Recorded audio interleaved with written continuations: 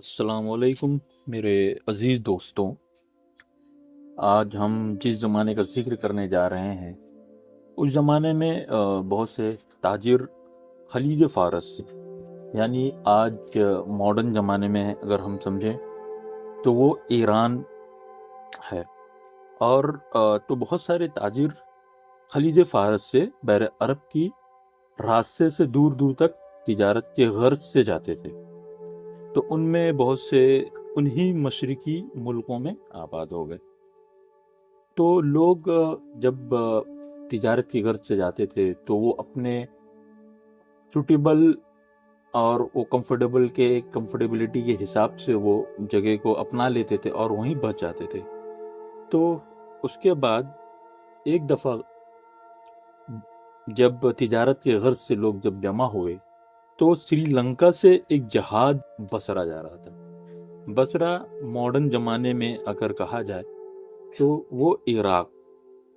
تو جب سری لنکا سے وہ عراق کی طرف جا رہا تھا تو اس جہاز میں بہت سارے مال، تجارت اور تحفے تحائف کے علاوہ بیوہ عورتیں اور یتیم بچے بھی سفر کر رہے تھے۔ تو اس جہاز کو بحری ڈاکوؤں نے لوٹ لیا اور مسافروں کو پکڑ کر لوٹ کے چلے گئے۔ تو اس سمے جو عراق اور ایران میں جس کی خلافت تھی وہ تھی امیوی خلافت۔ تو اس ٹائم کے جو امیر تھے وہ امیوی خلیفہ کے امیر خلیفہ ولید بن عبد المالک تھے، اور ان کے گورنر تھے حجاج بن یوسف۔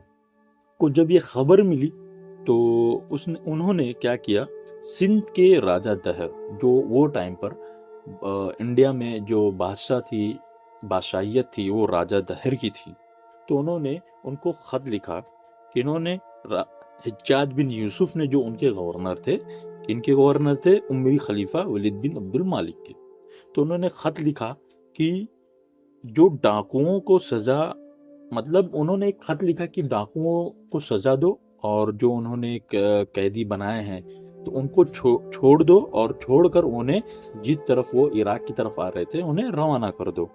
لیکن راجہ دہر کا جواب آیا کہ ڈاکوؤں کا کوئی انتظام نہیں کر سکتا۔ اس پر حجاج نے خلیفہ سے اجازت لے کر سندھ پر حملہ کرنے کا منصوبہ بنایا۔ سو آج کا جو موضوع ہے میرا وہ بیسیکلی ہے محمد بن قاسم۔ تو میں ان شارٹ میں محمد بن قاسم کیا تھے اور انہوں نے کیا کیا کارنامے کیے ان کے بارے میں آپ کو بتانا چاہوں گا۔ تو جب یہ انہوں نے خط لکھا اور راجہ دہر کا یہ جواب آیا رپلائی میں کہ ہم کچھ نہیں کر سکتے، اس میں ہمارا کوئی لینا دینا نہیں ہے، تو حجاج بن یوسف جو وہ ٹائم کے گورنر تھے انہوں نے اپنے داماد محمد بن قاسم کو چنا، جس وقت ان کی عمر محض 17 سال تھی۔ تو دوستو، ہم سوچ سکتے آج ہم 17 سال میں کیا کرتے ہیں۔ ہم 17 سال کی عمر میں پب جی اور ادر چیزوں میں مشغول رہتے ہیں، تو وہ انہوں نے 17 سال کی عمر میں ایک فوج کی کمانڈنگ دی، جو تھے ان کے جو لیڈر تھے اور سپہ سالار تھے محمد بن قاسم۔ تو اس وقت محمد بن قاسم کی عمر موسٹلی 17 ہی سال تھی۔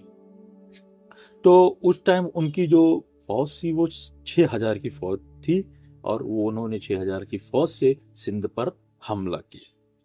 تو میرے عزیز دوستو، وہ 17 سال مطلب انسان نوجوان، ایک نوجوان سپہ سالار محمد بن قاسم سندھ پہنچے، اور سندھ کے مقام جو دیبل پڑھا جاتا ہے پر حملہ کر کے اس کو فتح کر لیا۔ سوچو، ہم سوچ بھی نہیں سکتے ہیں 17 سال کی عمر میں کیا پلاننگ کرنی ہے، ہمیں یہ نہیں سمجھ میں آتا کہ ہمیں کیا کھانا ہے کیا نہیں کھانا ہے، اور اس ٹائم ہم کنفیوز ہوتے ہیں کہ ہمیں بھوک لگی کہ نہیں لگی۔ اس ٹائم 17 سال کی عمر میں محمد بن قاسم نے 6000 کے لشکر راجہ داہر جیسے بڑے بادشاہ کو ہرا دیا اور ان پر قابض ہو گئے، اور ان کے ہی تھرو انڈیا میں پہلی بار جو مسلمز انٹر ہوئے، یعنی جو لوگوں نے ایمان لانا شروع کیا اور جو انسپائر ہوئے مسلم سے، وہ محمد بن قاسم کے تھرو ہوا۔ تو جو محمد بن قاسم نے بہت بڑا رول پلے کیا ہے انڈین مسلمس کے ریگارڈنگ. تو جب محمد بن قاسم دیبل پہنچے اور ان کے مسلمان قیدیوں کو چھڑا کر عرب بھیج دیا، اس کے بعد بہت سی لڑائیاں ہوئی ہیں محمد بن قاسم اور انہوں نے سندھ میں اور بھارت میں بہت ساری لڑائیاں ہوئی ہیں، تو ان کا ذکر ہم بعد میں کریں گے. یہ موسٹلی میں ایک چھوٹا سا جسٹ ایک انٹروڈکشن کی طور پر میں بنا رہا ہوں یہ ویڈیو، اور یہ میرا فرسٹ ویڈیو ہے. تو محمد بن قاسم نے اس کے بعد جب انہوں نے فتح کی ہے سندھ کو، تو انہوں نے بہت اچھے سے نظام سنبھالا سندھ کا، یہاں تک کہ اتنی اچھے سے نظام سنبھالا کہ ہندو لوگ بھی محمد بن قاسم کے گن گانے لگے. ان کی حکمرانی، ان کے دریا دلی، ان کے عادل انداز سے انہوں نے بہت متاثر ہوئے، اور کئی لوگ جو ہندو تھے وہ انفیکٹ ہندو بھی شامل ہو گئے ان کی فوج میں. ایسا نہیں کہ انہوں نے ان کو مسلمان کنورٹ کر کے ان کے اپنی فوج میں شامل کیا گیا، وہ جیسے تھے ویسے ہی ان کو لیا گیا.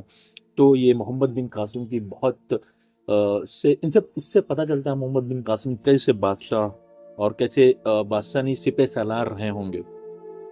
تو حکومت کا اس ٹائم پہ زیادہ جو کام کاج تھا انہوں نے محمد بن قاسم نے انہوں نے ہندو کو سپرد کر دیا، تاکہ ان کو ایسا نہ لگے کہ ہمارے طرف پارشلٹی کی جا رہی ہے. تو دوستو، محمد بن قاسم کی فتح کی شادیانہ بجاتا ہوا جب محمد بن قاسم خوشی کے طور پہ ملتان کی طرف